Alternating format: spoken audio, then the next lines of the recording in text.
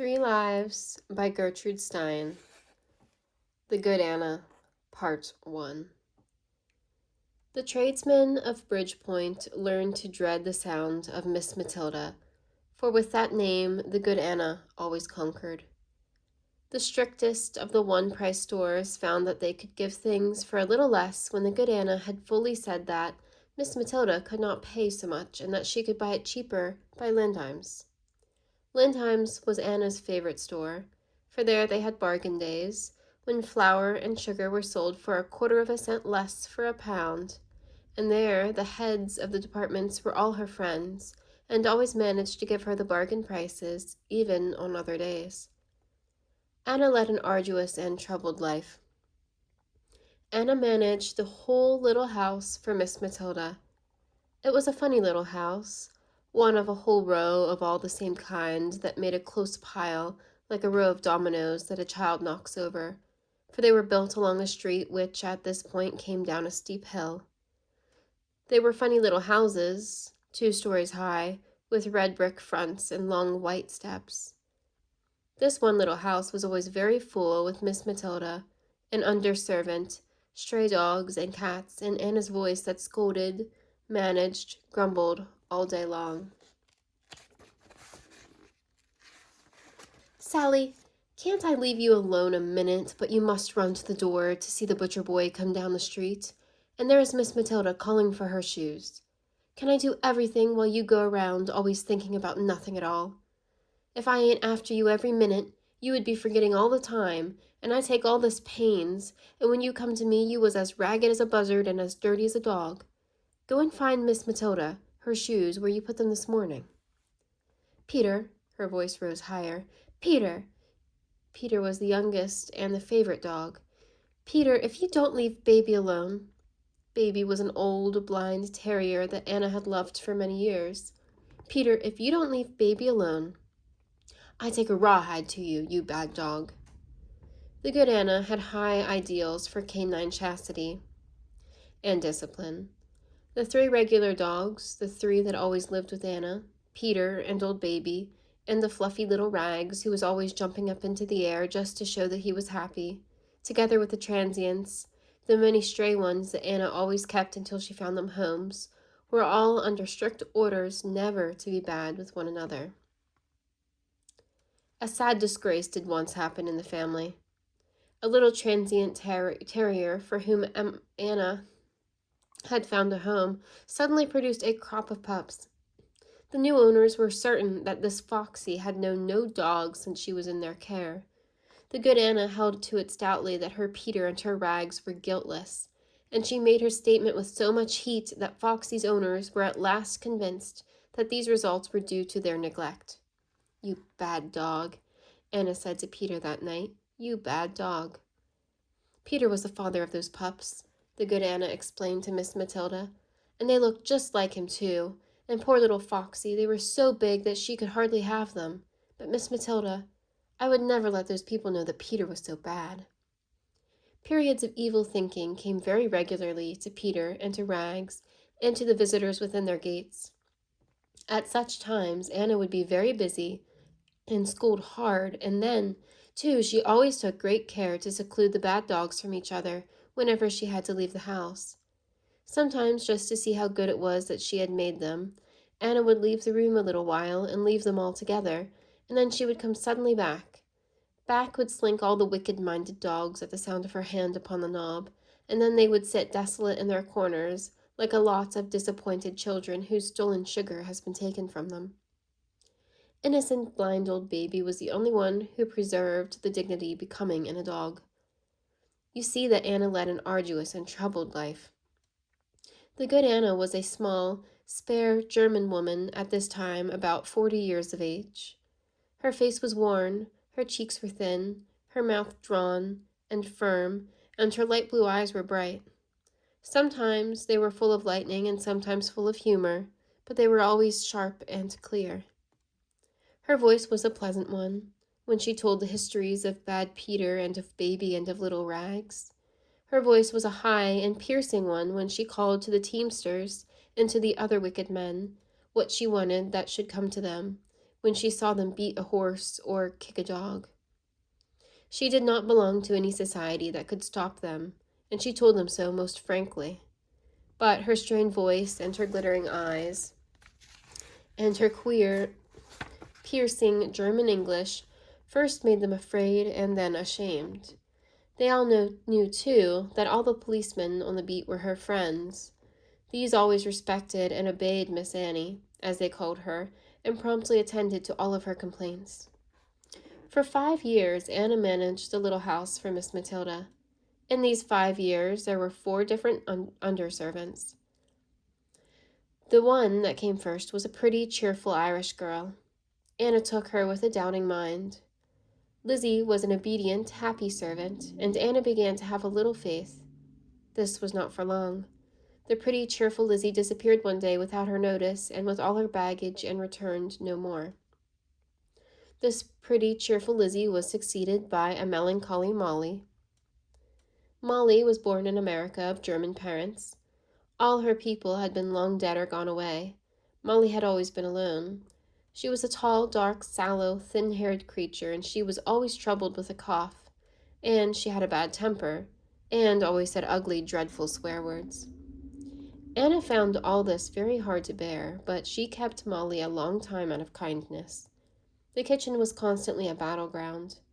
Anna scolded, and Molly swore strange oaths, and then Miss Matilda would shut her door hard to show that she could hear it all. At last Anna had to give up. "Please, Miss Matilda, won't you speak to Molly?" Anna said. "I can't do a thing with her. I scold her, and she doesn't seem to hear me, and then she swears so that she scares me. She loves you, Miss Matilda, and you scold her please once." "But Anna," cried poor Miss Matilda, "I don't want to." And that large, cheerful, but faint-hearted woman looked all aghast at such a prospect. "But you must, please, Miss Matilda," Anna said. Miss Matilda never wanted to do any scolding. "But you must please, Miss Matilda," Anna said. Miss Matilda every day put off the scolding, hoping always that Anna would learn to manage Molly better. It never did get better, and at last Miss Matilda saw that the scolding simply had to be. It was agreed between the good Anna and her Miss Matilda that Anna should be away when Molly would be scolded. The next evening, that it was Anna's evening out, Miss Matilda faced her task and went down into the kitchen. Molly was sitting in the little kitchen leaning her elbows on the table. She was a tall, thin, sallow girl, aged 23, by nature slatternly and careless, but trained by Anna into superficial neatness. Her drab striped cotton dress and gray-black checked apron increased the length and sadness of her melancholy figure. "Oh, Lord," groaned Miss Matilda to herself as she approached her. "Molly, I want to speak to you about your behavior to Anna." Here Molly dropped her head still lower on her arms and began to cry. "Oh, oh," groaned Miss Matilda. "It's all Miss Annie's fault, all of it," Molly said at last in a trembling voice. "I do my best." "I know Anna is often hard to please," began Miss Matilda with a twinge of mischief, and then she sobered herself to her task. "But you must remember, Molly, she means it for your good, and she is really very kind to you." "I don't want her kindness," Molly cried. "I wish you would tell me what to do, Miss Matilda, and then I would be all right. I hate Miss Annie." "This will never do, Molly," Miss Matilda said sternly in her deepest, firmest tones. "Anna is the head of the kitchen, and you must either obey her or leave." "I don't want to leave you," whimpered melancholy Molly. "Well, Molly, then try and do better," answered Miss Matilda, keeping a good, stern front and backing quickly from the kitchen. "Oh, oh," groaned Miss Matilda as she went back up the stairs. Miss Matilda's attempt to make peace between the constantly contending women in the kitchen had no real effect. They were very soon as bitter as before. At last it was decided that Molly was to go away. Molly went away to work in a factory in the town, and she went to live with an old woman in the slums, a very bad old woman, Anna said. Anna was never easy in her mind about the fate of Molly. Sometimes she would see or hear of her. Molly was not well, her cough was worse, and the old woman really was a bad one. After a year of this unwholesome life, Molly was completely broken down. Anna then again took her in charge. She brought her from her work and from the woman where she lived and put her in a hospital to stay till she was well. She found a place for her as a nursemaid to a little girl out in the country, and Molly was at last established and content. Molly had had, at first, no regular successor. In a few months it was going to be the summer and Miss Matilda would be gone away, and old Katy would do very well to come in every day and help Anna with her work. Old Katy was a heavy, ugly, short, and rough old German woman, with a strange, distorted German English all her own. Anna was worn out now with her attempt to make the younger generation do all that it should, and rough old Katy never answered back, and never wanted her own way. No scolding or abuse could make its mark on her uncouth and aged peasant hide. She said her, "Yes, Miss Annie," when an answer had to come, and that was always all that she could say. "Old Katy is just a rough old woman, Miss Matilda," Anna said, "but I think I keep her here with me. She can work, and she don't give me trouble like I had with Molly all the time." Anna always had a humorous sense from this old Katy's twisted peasant English, from the roughness on her tongue of buzzing s's, and from the queer ways of her brutish, servile humor. Anna could not let her old Katy serve at table. Old Katy was too coarsely made from natural earth for that. And so Anna had all this to do herself, and that she never liked, but even then this simple, rough old creature was pleasanter to her than any of the upstart young. Life went on very smoothly, now in these few months before the summer came. Miss Matilda every summer went away across the ocean to be gone for several months. When she went away this summer, old Katy was so sorry, and on that day that Miss Matilda went, old Katy cried hard for many hours. An earthy, uncouth, servile peasant creature old Katy surely was. She stood there on the white stone steps of the little red brick house with her bony, square, doll head with its thin, tanned, toughened skin and its sparse and kinky grizzled hair, and her strong, squat figure and a little overmaid on the right side, clothed in her blue striped cotton dress, all clean and always washed, but rough and harsh to see. And she stayed there on the steps till Anna brought her in, blubbering, her apron to her face and making queer guttural broken moans. When Miss Matilda, early in the fall, came to her house again, old Katy was not there. "I never thought old Katy would act so, Miss Matilda," Anna said, "when she was so sorry when you went away, and I gave her full wages all the summer, but they are all alike, Miss Matilda. There isn't one of them that's fit to trust. You know how Katy said she liked you, Miss Matilda, and went on about it when you went away, and then she was so good and worked all right until the middle of the summer, when I got sick, and then she went away and left me all alone and took a place out in the country, where they gave her some more money. She didn't say a word, Miss Matilda. She just went off and left me there alone when I was sick after that awful hot summer that we had, and after all we had done for her when she had no place to go. And all summer I gave her better things to eat than I had for myself.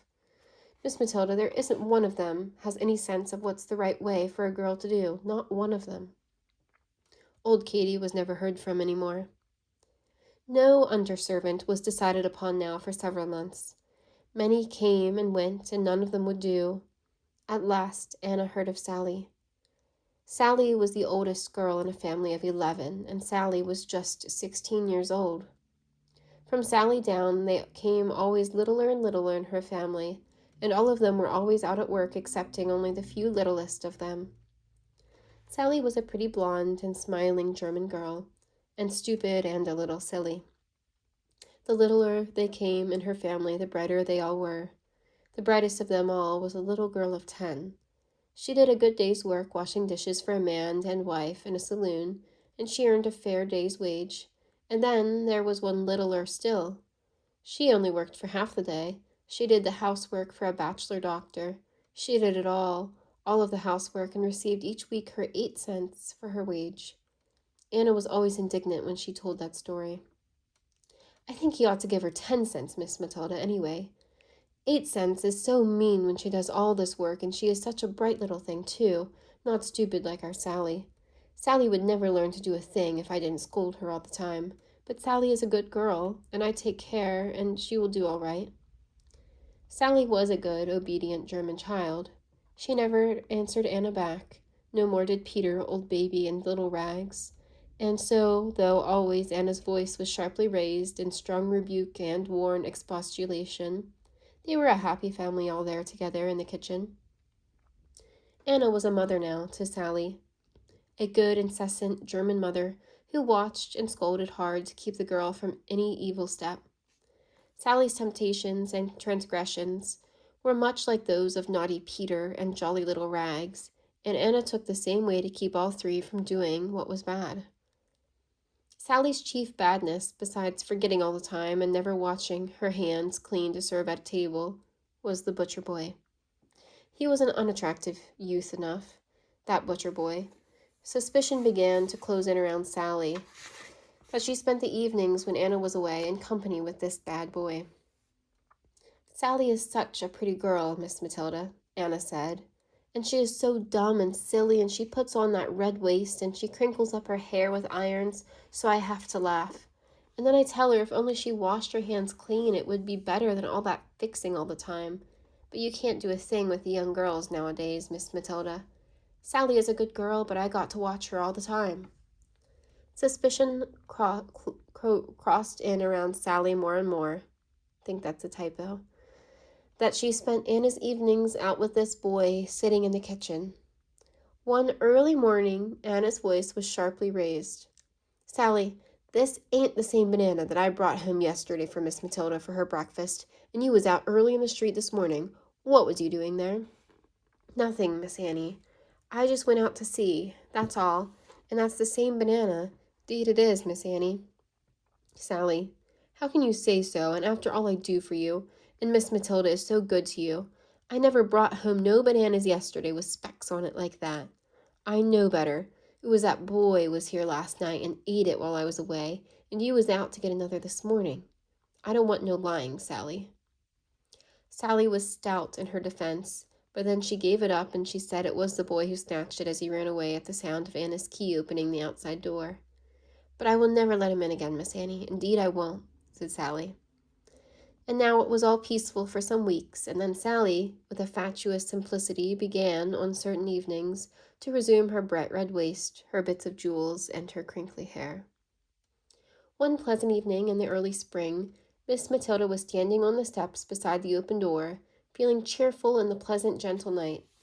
Anna came down to the street, returning from her evening out. Don't shut the door, please, Miss Matilda, Anna said in a low voice. I don't want Sally to know I'm home. Anna went softly through the house and reached the kitchen door. At the sound of her hand upon the knob, there was a wild scramble and a bang, and then Sally sitting there alone when Anna came into the room. But alas, the butcher boy forgot his overcoat in his escape. You see that Anna led an arduous and troubled life. Anna had her troubles, too, with Miss Matilda. And I slave and slave to save the money, and you go out and spend it all on foolishness, the good Anna would complain when her mistress, a large and careless woman, would come home with a bit of porcelain, a new etching, and sometimes even an oil painting on her arm. But Anna, argued Miss Matilda, if you didn't save this money, don't you see I could not buy these things? And then Anna would soften and look pleased until she learned the price, and then, wringing her hands, Oh, Miss Matilda, she would cry, and you gave all that money out for that, when you need a dress to go out in so bad.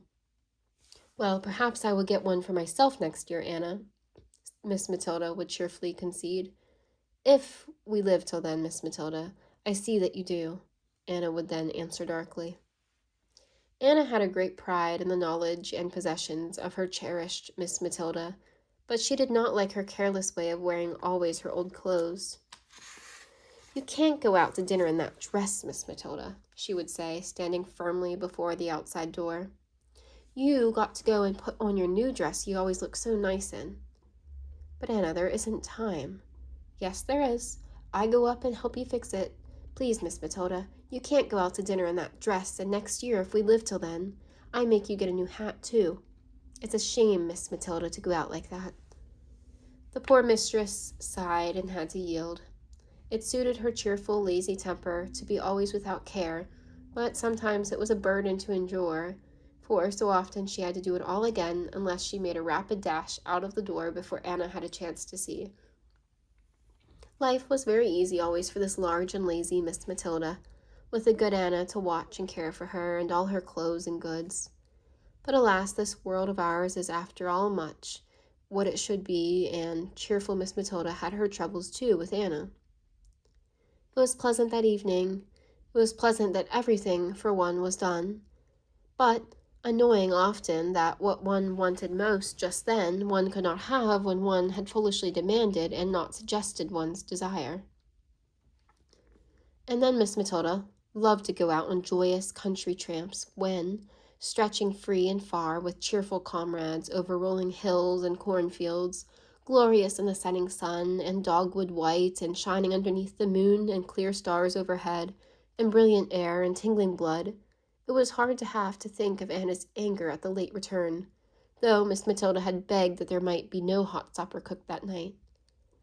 And then, when all the happy crew of Miss Matilda and her friends, tired with fullness of good health and burning winds and glowing sunshine in the eyes, stiffened and justly worn and wholly ripe for pleasant food and gentle content, were all come together to the little house, it was hard for all that tired crew who loved the good things Anna made to eat to come to the closed door and wonder there if it was Anna's evening in or out, and then the others must wait shivering on their tired feet while Miss Matilda softened Anna's heart, or if Anna was well out, boldly ordered youthful Sally to feed all the hungry lot. Such things were sometimes hard to bear, and often grievously did Miss Matilda feel herself a rebel with the cheerful Lizzies, the melancholy Mollys, the ruffled Katies, and the stupid Sallys. Miss Matilda had other troubles too, with the good Anna. Miss Matilda had to save her Anna from the many friends who, in the kindly fashion of the poor, used up her savings and then gave her promises in place of payments. The good Anna had many curious friends that she had found in the 20 years that she had lived in Bridgepoint, and Miss Matilda would often have to save her from them all.